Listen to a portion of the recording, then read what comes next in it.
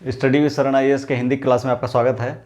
इसमें आज हम नागार्जुन जो वर्ग संघर्ष और जनवादी कवि हैं, एक आधुनिक कबीर इन्हें कहा जाता है।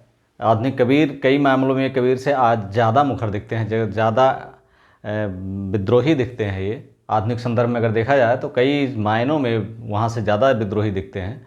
तो ऐसी शख्सियत के बारे में थोड़ा सा हम बहुत शार्ट में देखते हैं, क्योंकि इनके बारे में डिटेल अभी हम आगे क्लास इसकी बनाई जाएगी, आगे क्लास होगी इसकी। तो आज थोड़ा शार्ट में देखते हैं। इनका जन्म बिहार में हुआ था। ये 1911 में पैदा हुए थे, 1998 में इनकी मृत्यु हुई थी। और ये दो भाषाओं में कविताएं लिखते थे, एक तो हिंदी, पहली हिंदी और दूसरी मैथिली। इनका जो मूल नाम था वैद्यनाथ मिश्र था। मूल नाम इनका था, मूल नाम वैद्यनाथ मिश्र था। और ये हिंदी में नागार्जुन नाम से कविताएं लिखते थे, नागार्जुन। और मैथिली में यात्री नाम से, यात्री उपनाम से। तो ये दो चीज़ें थोड़ी सी इनके बारे में देख लेते हैं। इन्हें अब जो हमारा विषय है आज की क्लास का, उसके बारे में देखते हैं। इन्हें वर्ग संघर्ष जनवादी क्यों कहा जाता है और वर्ग संघर्ष का कवि क्यों कहा जाता है। वर्ग संघर्ष की अगर देखें बात करें, वर्ग संघर्ष, तो वर्ग संघर्ष हम जानते हैं कि हमारा देश जब आज़ाद हुआ, और इनकी सबसे पहले देख लेते हैं वर्ग संघर्ष। देखने के पहले भी देख लेते हैं कि ये समय का आया कहाँ से। हम जानते हैं कि 1936 तक कौन सा समय होता है, 1936 तक, 1918 से 36 तक होता है छायावाद का समय। 1936 से 42 तक ये होता प्रगतिवाद। छायावाद के उत्तर काल में, छायावाद उत्तर काल या छायावाद के अंतिम समय में 35-36 में 1933, 34, 35, 36 में हम देखते हैं कि अगर हम एक उनकी कविता ले लें निराला जी की, तो उसमें हम प्रगतिवाद के स्वर दिखाई देते हैं। जैसे इनकी वह तोड़ती पत्थर, देखा मैंने उसे इलाहाबाद के पथ पर। इस तरह से बहुत सारे कविताओं में धीरे धीरे छायावाद का आवरण था, वो हट रहा था, और जनवाद के प्रति लोगों का रुझान, कवियों का रुझान, क्योंकि वर्ग संघर्ष अब धीरे धीरे सामने आ रहा था। अभी तक तो थी विदेशी सत्ता उखाड़ फेंकने के लिए, सीधे टकराने की क्षमता नहीं थी, इसलिए एक आवरण लेकर के कवि उस पर प्रहार कर रहे थे। लेकिन अब जब स्वतंत्रता करीब थी या स्वतंत्रता मिलने के करीब थी, तो उस समय विदेशी सत्ता का डर उतना नहीं था जितना अपने लोगों के शोषण का डर था। और ये स्वतंत्रता के जैसे जैसे करीब आता गया, हम देखते गए कि वहाँ पर ये और मुखर होता गया, शोषण और होता गया, और गरीबी जो थी, गरीब और अमीर के बीच की खाई बढ़ती गई। आज भी वो मौजूद है, लेकिन उस समय और बढ़ने लगी। इस स्थितियाँ ये थी कि खाने को लाले पड़ जाते थे, 2 जून की रोटी नहीं मिलती थी। मजदूर, सबसे ज़्यादा बुरी स्थिति थी मजदूरों किसानों की, क्योंकि अकाल, सूखा, बाढ़ की विभीषिका का सबसे ज़्यादा प्रभाव इन्हीं को पड़ता था, सबसे ज़्यादा यही लोग मारे जाते थे। तो इन्हीं को जब इनसे पूछा गया नागार्जुन से कि ये किसी बात पे टिक के आज जिस नेहरू को आप पसंद करते हैं, कल उनका विरोध करते हैं, आज जिस इंदिरा जी को आप बाघिन कहते हैं, अगले में उनका विरोध करते हैं, तो आज इस बात को अगर आप मानते हैं तो अगले बार इसी बात को आप विरोध करते हैं, तो ऐसा क्या कारण है। इसका उन्होंने बताया कि मुझे केवल लोगों को 2 जून की रोटी से मतलब है, और उस 2 जून की रोटी कोई भी बात दे, मैं उस बात का समर्थन करता हूँ। वो कोई हमारे लिए ऐसा कोई बात नहीं है जो उनको 2 जून की रोटी अगर देता, अगर हमें पसंद है तो मैं उसे पसंद है। वो अगर 2 जून की रोटी देने में असमर्थ है तो मैं नहीं पसंद करूँगा। और अगर वो 2 जून की रोटी किसी गरीब मजदूर भूखे को उपलब्ध कराता है, तो शोषण से मुक्ति देता है, जमींदारों के कोप भाजन से बचाता है, तो वो बात मेरे लिए सबसे बड़ा बात है।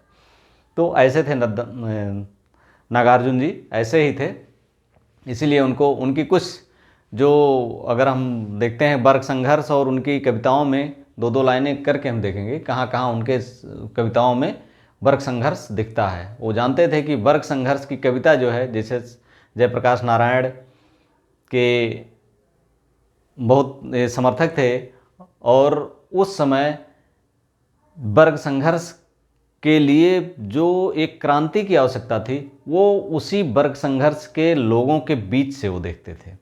ऐसा नहीं कि कोई बाहर से आएगा हमारा उद्धार करेगा, वो जानते थे कि वर्ग संघर्ष जिसने झेला है, जिसने गरीबी झेली है, जिसने भुखमरी झेली है, जिसने ये सब विपदाएं झेली हैं, उन विपदाओं से ही ये कोई न कोई निकल के आएगा। तो वर्ग संघर्ष का जो पहला था उसमें ये था कि वर्ग संघर्ष से ही या जो भुक्तभोगी है वही हमारा उद्धार करेगा। श्याम सलोना वह अछूत शिष, इनकी कविता है श्याम सलोना वह अछूत शिष हम सबका उद्धार करेगा। श्याम सलोना वह अछूत शिष हम सबका उद्धार करेगा। अरे वही संपूर्ण क्रांति का सचमुच बेड़ा पार करेगा। अरे वही संपूर्ण क्रांति का सचमुच बेड़ा पार करेगा। अरे वही संपूर्ण क्रांति का सचमुच बेड़ा पार करेगा। सचमुच बेड़ा पार करेगा। उन्हें हालांकि ये इस आशा में तो जीते रहे कि ये ऐसा होगा, लेकिन कभी ऐसा 1998 में उनकी मृत्यु तक ऐसा संभव नहीं हुआ। उन्होंने जिसकी तरफ भी देखा, बाद में उन्होंने खुद कहा कि जिसकी तरफ मैंने आशा भरी निगाहों से देखा कि इनके लिए कोई कुछ राहत ले आएगा, इनका हिमायती बनेगा, वही बाद में शोषक कहीं न कहीं से उनकी आशाएं वहाँ से टूटी हैं। और इसीलिए जो है उन्होंने जो है इसका इन विचारों का लगातार समर्थन करने के बाद विरोध भी उसी मुखरता से किया है। उन्हें सीधा सीधा दिखता था कि इस वर्ग को, मजदूर को, किसान को, या जो गरीब वर्ग है, गरीब तबका है, उनको शोषण के लिए ये जो हमारा शोषक वर्ग है, वो शोषक वर्ग के प्रति उनके मन में बहुत ही किचकिचाहट थी। वो किचकिचाहट उनकी कविताओं में सीधा सीधा दिखता है। जमींदार है, साहूकार है, बनिया है, व्यापारी हैं, वो सीधा जानते थे। जमींदार हैं, साहूकार हैं,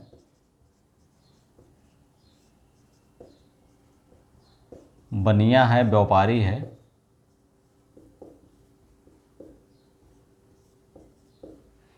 भीतर भीतर बिकट कसाई, बाहर खद्दरधारी हैं।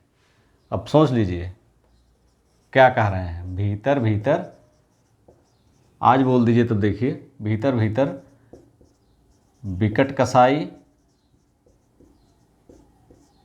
बाहर खद्दरधारी हैं। जमींदार हैं, साहूकार हैं, बनिया हैं, व्यापारी हैं, भीतर भीतर बिकट कसाई, बाहर खद्दरधारी हैं। अब नेताओं के लिए इतना बड़ा कटाक्ष आज के समय में बोलना बहुत मुश्किल है। अगर कोई बोल देता है, किसी कितना भी करप्ट नेता हो, अगर उसके खिलाफ कुछ बोल देता है तो जाहिर सी बात है कि उसे हो सकता है कि कोई न कोई समस्या उसके सामने खड़ी हो सकती है। लेकिन उस समय जब इंदिरा गांधी जैसे लोग सत्ता में थे, उस समय भी ये निडर होकर के अपनी बात इस तरह से बोलते थे। इतना नहीं, आगे भी देखेंगे कितनी निडरता उनके अंदर थी, जितनी आप अपने समय के जो कबीर थे, विद्रोही कवि कबीर थे, उनमें उतनी निडरता आप कहीं कहीं उनसे अधिक निडरता आप इनमें पाएंगे। वो जानते थे कि व्यंग भी करते थे वो इन जमींदार जो साहूकार हैं, बनिया हैं, व्यापारी हैं, ये खद्दरधारी हैं। खद्दरधारी के ऊपर भी कहते थे कि अगर जीत गए या चुनाव जीत गए तो उनके हमारे पास आने की क्या ज़रूरत है, हमें ना तो हम टिकट दे सकते हैं, बस एक वोट दे सकते हैं, वोट के समय आप आते हैं, उसके बाद जो है हमारे पास आने की ज़रूरत नहीं है, ना हमें भोजन की ज़रूरत है, हम भूखों मर जाएंगे, हमें भोजन की ज़रूरत नहीं है, देश को हमारे लिए कोई जिम्मेदारी नहीं है, सारी जिम्मेदारी इन गरीबों की है। वो ये गरीब अगर अपना भोजन नहीं जुटा पाते हैं तो देश की कोई जिम्मेदारी नहीं है, नेताओं की कोई जिम्मेदारी नहीं है। वो अच्छी तरह से वो कहते थे कि माल मिलेगा रेत सको यदि गला मजूर किसानों का। वो जानते थे कि इन्हीं का गला दबाने से अगर हमें पैसा मिलता है तो हम इनके पास अगर जाएंगे, इनके लिए रोटी लेके जाएंगे, तो हमें माल कहाँ से मिलेगा। माल मिलेगा लूट सको यदि माल मिलेगा रेत सको यदि गला मजूर किसानों का। माल मिलेगा रेत सको यदि गला मजूर किसानों का।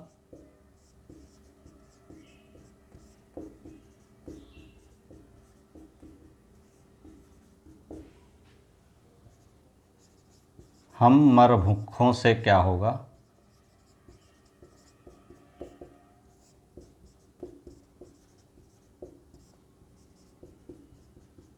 शरण गहो श्रीमानों का।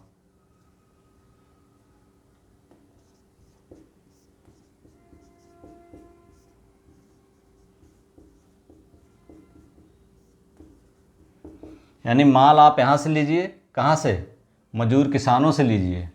माल मिलेगा रेत सको, कैसे लेना है, गला रेत के लेना है, यहाँ से लो। और हम मर भूखों से क्या होगा, शरण गहो। उसके बाद आपको कहाँ शरण में जाना है, श्रीमानों का। श्रीमानों का, बड़े बड़े नेताओं के पास जाइए शरण में। वहीं से आपको टिकट मिलेगा, वहीं से आपको मंत्री पद मिलेगा, और वहीं से आपको बड़े बड़े टेंडर मिलेंगे। सारी चीज़ें वहीं से मिलेंगी। बस यहाँ पर किस लिए आना है, गला रेतने के लिए। गला रेत सको यदि गला मजूर किसानों का। तो इतनी बड़ी बात कहने की क्षमता तत्कालीन समय में प्रगतिवाद में किसी के अंदर नहीं थी। हम जानते हैं कि जो आवरण में जो लोग कहते थे, इसके बाद जब ये प्रगतिवाद आया 36 से 42 तक, तो यहाँ पर सीधा सीधा मार्क्सवाद दिखाई देता है।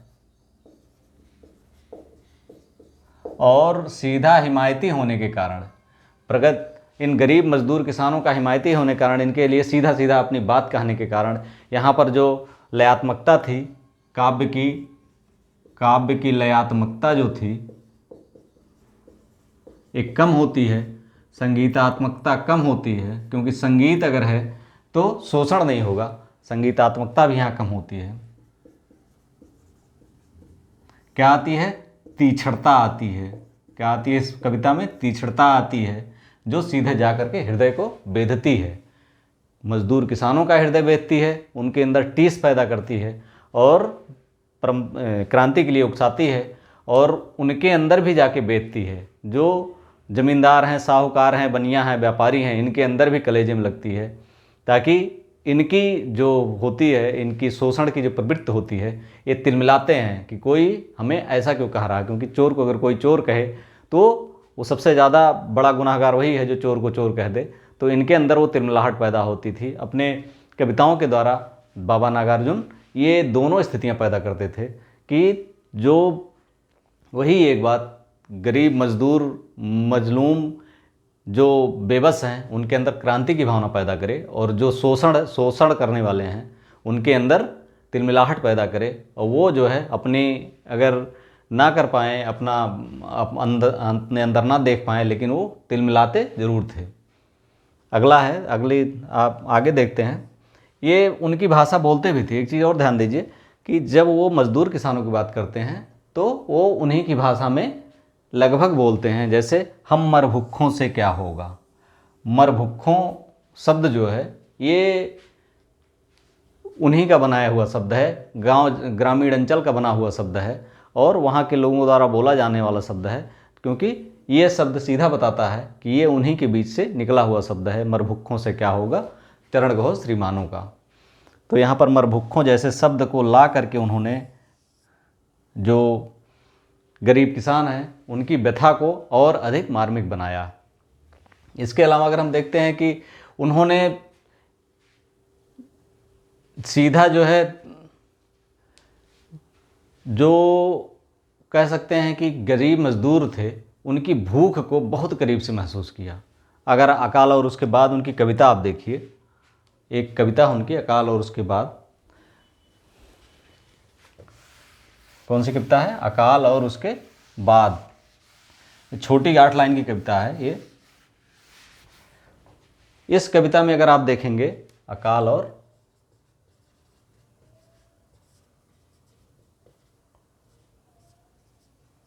उसके बाद, तो इसमें उन्होंने कितने करीब से गरीबी देखी है, सीधा दिखाई देता है।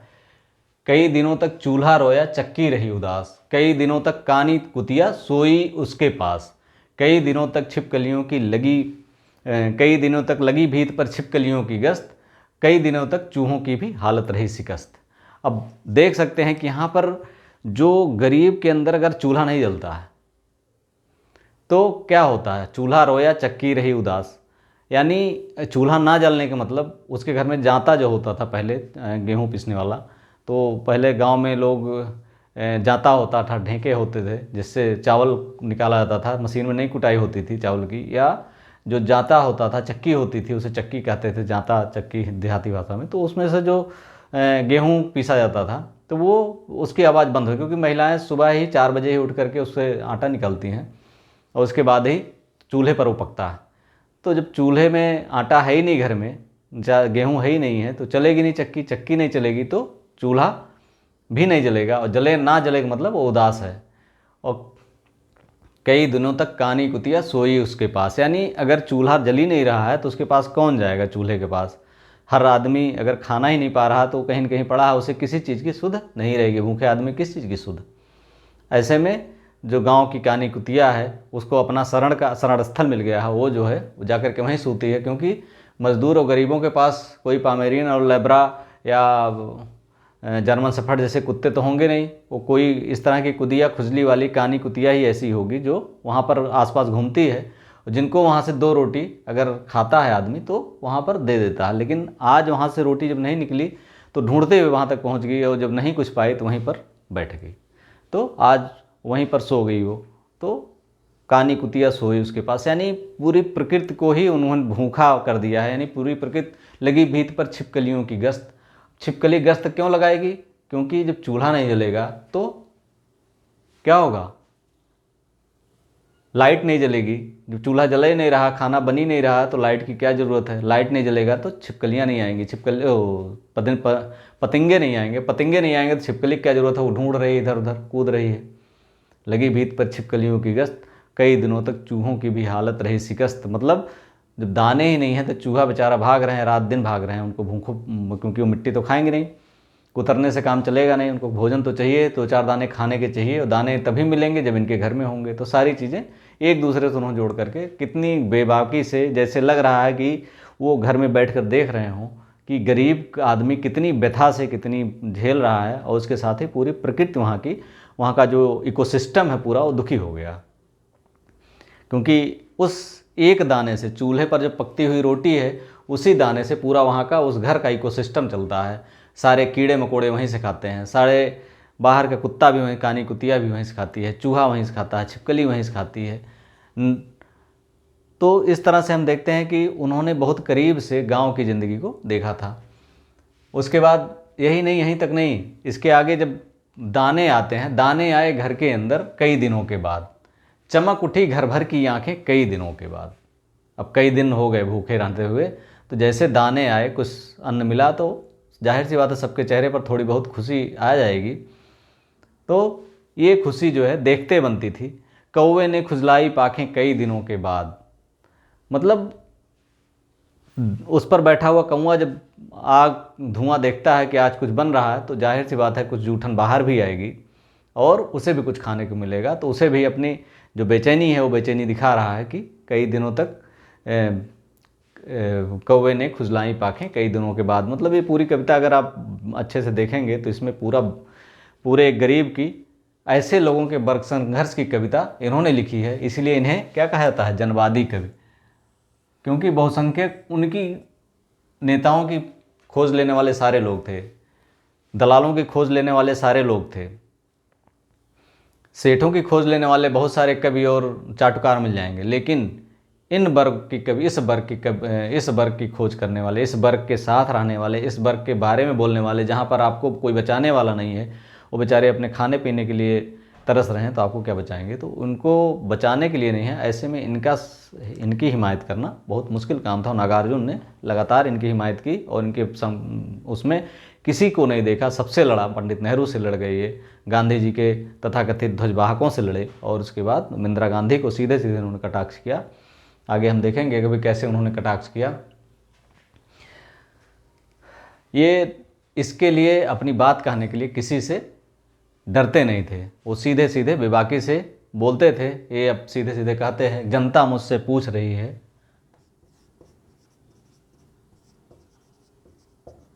मुझसे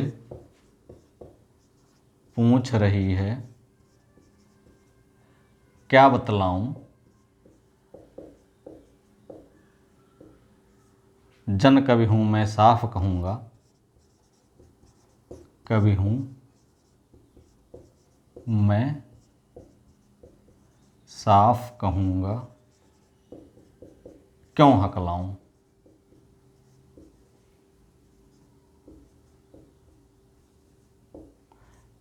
देख लीजिए, जनता मुझसे पूछ रही है क्या बतलाऊं, जन कवि हूं मैं साफ कहूंगा, क्यों हकलाऊं। उन्होंने सीधे अपने आप को क्या कहा है, जन कवि कहा है। जनवादी कविता लिखते हैं, जन कवि हैं, तो वो झूठी बात तो बोल ही नहीं सकते, विशेषकर जनता किसी के संदर्भ में, और जनता के संदर्भ में कतई नहीं। जो गरीब किसान है, जिनके बारे में वो लिखते हैं, जिनका प्रति उनका समर्पण है, उसके बारे में वो कभी झूठ नहीं बोल सकते थे। इसलिए वो सीधे कहते, जन कवि हूँ मैं साफ कहूँगा, क्यों हकलाऊँ, जनता मुझसे पूछ रही है क्या बतलाऊँ। वो आज़ादी, जो भारत को आज़ादी मिली है, उस आज़ादी को बेमानी मानते हैं, क्योंकि यहाँ पर जो जन कवि हैं, जनवादी कविता जो इन्होंने लिखी है, उसमें जो मजदूर किसान हैं, वर्ग, सर्वहारा वर्ग है, उस वर्ग का पेट भरने की जिम्मेदारी उस देश पर है। जो देश अगर साधन नहीं मुहैया करा पा रहा है, उनको बीज खाद नहीं उपलब्ध करा पा रहा, सही सिस्टम नहीं उपलब्ध करा पा रहा, सही व्यवस्था नहीं दे पा रहा है, उन्हें किसी सरकार को उसके खेत में जाकर के खेत हल चलाने की ज़रूरत नहीं है। सरकार को तो केवल एक सिस्टम को सही तरीके से इम्प्लीमेंट करना है। उस इम्प्लीमेंटेशन को जो गवर्नमेंट नहीं कर पाती है, तो क्या होता है कि मजदूर किसान, सबसे ज़्यादा जो गरीब तबका है, वही परेशान होता है। और उस परेशानी में भुखमरी, अगर कहीं अकाल या इस तरह से बाढ़ की विभीषिका भी आ गई, तो वो बेचारा मरने पर मजबूर हो जाता है। बहुत सारे अभी भी आते रहते हैं कि बहुत सारे लोग महाराष्ट्र में, यहाँ पर सूखा पड़ गया तो हत्याएं कर लेते हैं। तो ये सिस्टम जो सरकारें नहीं बना पाती हैं, वो उन सरकारों पर उन्होंने सीधा कहा है कि मिलती है आज़ादी ले लो दो दो आने में, आज मिलती है आज़ादी ले लो दोनों आने में, जहाँ न भरता पेट, जहाँ न भरता पेट, देश वो कैसा भी हो महानरक है। जहाँ न भरता पेट, देश वो कैसा भी हो महानरक है।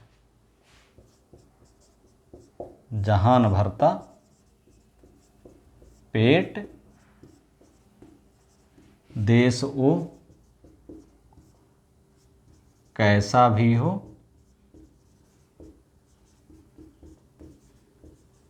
महानरक है। यानी जहाँ न भरता पेट, देश वो कैसा भी हो महानरक है। ऐसी आज़ादी से क्या मतलब है? दो कौड़ी की है ऐसी आज़ादी। मिलती है आज़ादी ले लो दो दो आने में, मतलब ऐसी आज़ादी अगर दो आने की है, अगर हमें वहाँ पर पेट नहीं भर रहा, हमारा शोषण हो रहा है, तो हमारी आज़ादी क्या मतलब है? आज़ादी का मतलब वही है कि हम स्वतंत्रतापूर्वक अपनी जीविका को चला सकें, और इसमें वो सहयोग करे देश जो है, जो आज़ाद देश है, वो उसमें सहयोग करे, हमारे उन्नति में निरंतर सहायक बने, ना कि शोषण के गर्त में ढकेलने वाले जो दलाल हैं, सेठ हैं, मिलावटखोर हैं, इनको हमारे ऊपर बिठा दे। तो ऐसी आज़ादी दो कौड़ी की है, दो पैसे की है। तो इन्होंने सीधा सीधा यहाँ पर ये कटाक्ष किया है। यही नहीं, वो जो इसके लिए, इस शोषण में, जो ये शोषण है, जो ये वर्ग संघर्ष जो उत्पन्न करने वाला शोषण है, लोगों का जो शोषण करने वाले हैं, उसमें दोनों के गठजोड़ पर भी उन्होंने बहुत तीखा कटाक्ष किया है। जैसे जो नेता हैं और जो व्यापारी हैं, दोनों का कटाक्ष इन्होंने ज़बरदस्त, बहुत धड़ल्ले से किया है। हम देखते हैं कि वहाँ महिला अंचल अगर आप देखिए, तो दुलारचंद कापरा जो होता है, वो बहुत बड़ा कांग्रेस का नेता होता है, लेकिन करता क्या है, वो तस्करी करता है अनाजों की। अपने देश में लोग भूखे मर रहे हैं और अनाज वो पार कर रहा है बांग्लादेश के लिए। ऐसे में बामन दास के कहने पर भी ये नहीं रुकता है। बामन दास जैसे राष्ट्र प्रेमी अपनी जान दे देते हैं वहाँ पर उसके गाड़ी के नीचे आकर के, उसकी रुक जाएं, लेकिन वो गाड़ी रोकता नहीं है, उसके ऊपर से गाड़ी चलाते हुए पार कर जाता। तो किस लेवल तक ये भ्रष्टाचार इन लोगों में फंसा हुआ था, ये किस लेवल तक ये नेता भ्रष्ट थे, ये अंदाज़ा आप यहाँ से लगा सकते हैं। क्योंकि वहाँ पर उसी समय का लिखा हुआ लगभग उपन्यास है जब जिस समय इन्होंने ये कविताएं लिखी थी। महिला अंचल उसी समय लगभग लिखा हुआ है उपन्यास है जब इन्होंने इस समय की कविताएं, आसपास का ही है, थोड़ा पहले का है ये। वहाँ पर सीधा वो कहते हैं, मलमल खादी ने मलमल से गुपचुप 60 गांठ कर डाली है। खादी ने मलमल से गुपचुप 60 गांठ कर डाली है। बिड़ला टाटा डालमिया की 30 दिन दिवाली है। बिड़ला टाटा डालमिया की 30 दिन क्या है, दिवाली है।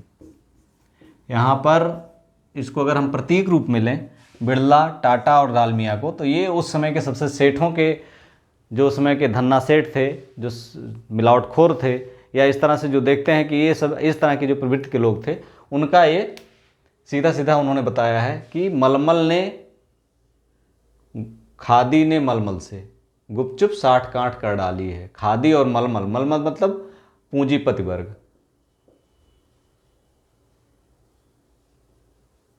और ये है खादी, मतलब खादी कौन पहनता था उस समय, गांधी जी के अनुयायी थे, कांग्रेस थी, और कांग्रेस या जो नेता थे वो खादी पहनते थे। तो नेता प्लस पूंजीपति वर्ग। यहाँ पर हम एक बार निराला जी का जिक्र करना चाहेंगे। उन्होंने भी इस पर कविता लिखी है कि अबे सुनबे ओबे गुलाब, खून चूसा खाद का तूने असिस्ट, डाल पर इतरा रहा कैपिटलिस्ट।